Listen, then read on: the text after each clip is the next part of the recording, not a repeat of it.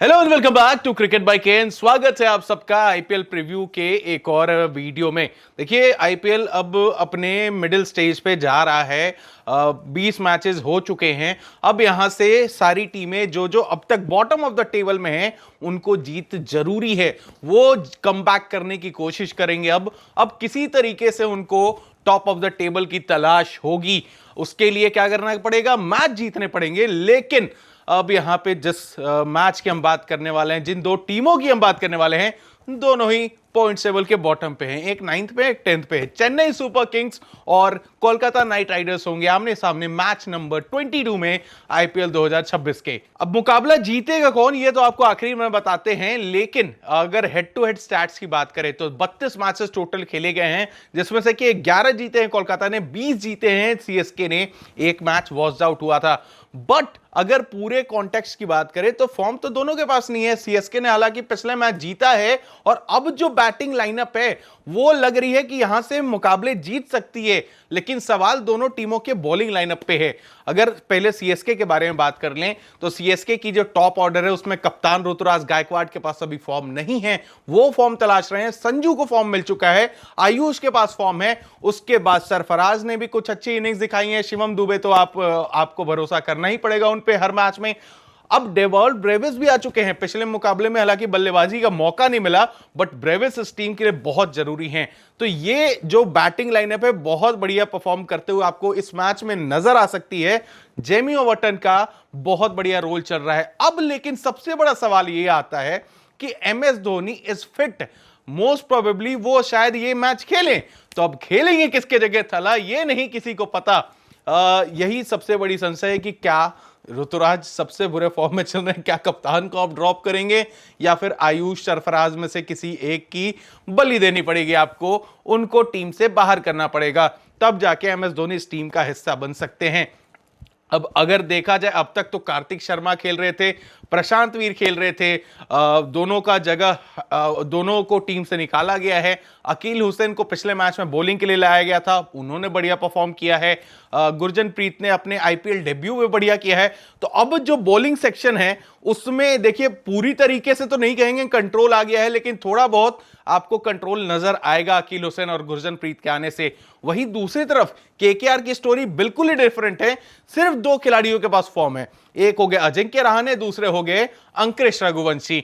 आपके top order में Finn Allen ठीक है, तेज शुरुआत दिला रहे थे पहले 2 मैचेस सिर्फ, उसके बाद 2 मैचेस में फेलियर साबित हुए। हालांकि पिछले मैच में कंट्रोवर्शियल कैच आउट था। लेकिन आपको क्या टिम साइफर्ट को ट्राई करना चाहिए फिन एलन की जगह, ये एक सवाल है।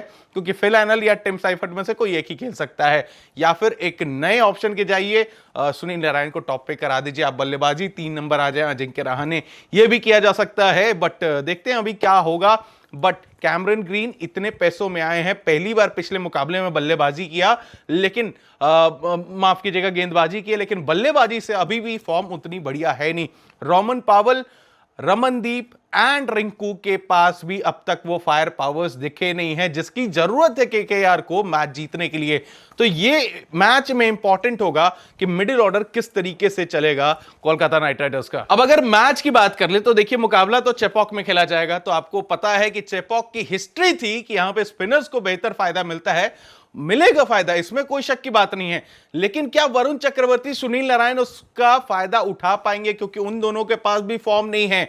और अगर बात करें टोटल एवरेज टोटल जो है इस ग्राउंड का फर्स्ट इनिंग्स में 164 का है और 150 का है सेकंड इनिंग्स में।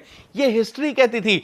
अभी हालिया जो मैचेस हो रहे हैं उसमें 200 रन बनाए। पिछली मैच में डीसी के अगेंस्ट 200 से ज्यादा रन बनाए थे सीएसके ने और 190 के आसपास डीसी ने बनाए थे। तो ये है कि सारा पिच का जो कंडीशन था वो बदल चुका है अब चेपॉक में।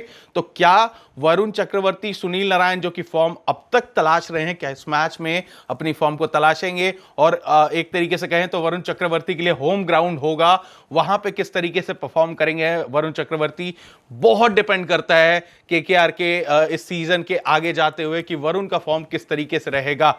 बाकी पेसर्स में वैभव ने भी थोड़ा बहुत फॉर्म दिखाया, बाकी आप उनसे ज्यादा एक्सपेक्ट करोगे नहीं। तो ये सिचुएशन है दोनों टीमों का। अब अगर प्रेडिक्शन की बात कर ले तो मेरा मानना है कि टॉस जीतेगी कोलकाता नाइट राइडर्स, पहले बल्लेबाजी करेगी 180 के आसपास का टोटल बनाएगी। अनचेंज लाइनअप होगी दोनों ही टीम्स की। मेरे को नहीं लग रहा है इस मैच में आपको महेंद्र सिंह धोनी खेलते हुए नजर आ सकते हैं। मे भी आ जाए, ये तो डिपेंड करेगा उनके फिटनेस के ऊपर, लेकिन मेरा मानना है कि शायद इस मैच में भी आपको नहीं दिखेंगे एमएस धोनी। 180 से 190 का टोटल केकेआर बनाएगी। चेज करने उतरेगी सीएसके की टीम और फिनिश करने के लिए डेवॉल्ट ब्रेविस और शिवम दुबे होंगे और 19वें या 20वें ओवर में वो चेज भी कर लेंगे इस टोटल को। ये मेरी प्रेडिक्शन है कि चेन्नई अपनी सेकंड मैच जीतेगी और बॉटम ऑफ द टेबल पे फिर बरकरार रहेगी कोलकाता और चेन्नई ऊपर चली जाएगी एमआई और एसआरएच के। तो ये मेरी प्रेडिक्शन कहती है। आपकी प्रेडिक्शन क्या कहती है? आप हमें कमेंट बॉक्स में बता सकते हैं।